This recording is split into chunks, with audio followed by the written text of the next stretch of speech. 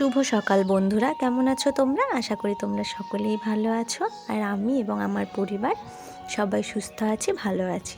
তো দেখো সকালের পরিবেশটা কত সুন্দর লাগছে, তাই না? আসলে না একটু একটু মেঘলা মেঘলা আকাশ ছিল, খুব ঠান্ডা ঠান্ডা ওয়েদার ছিল, বেশ ভালোই লাগছিল। তো দেখো ওখানে দাঁড়িয়ে থাকার পরে আমি এখানে কিন্তু রান্নাটাও প্রায় কমপ্লিট করে নিয়েছিলাম। এখানে ভাত করে নিয়েছি, আর এখানে দেখো ডুমুরটা আর আলুটা একটু সিদ্ধ করে রেখেছি, মানে হালকা ভাপিয়ে নিয়েছি। তো এটা আজকে তোমাদের সাথে শেয়ার করবো। আর এখানে আমি ডিমের তরকারিটা করে নিয়েছি। তো এগুলো আগেই করা হয়ে গেছিলো, তো তোমাদের সাথে ভাবলাম যে ডুমুরের তরকারিটা শেয়ার করি। তো তোমরা কারা কারা ডুমুরের তরকারি খেতে ভালোবাসো অবশ্যই আমাকে কমেন্ট করে জানিও। কিন্তু আমার তো খুবই ভালো লাগে ডুমুর ভাজা, ডুমুরের তরকারি খুব ভালো লাগে।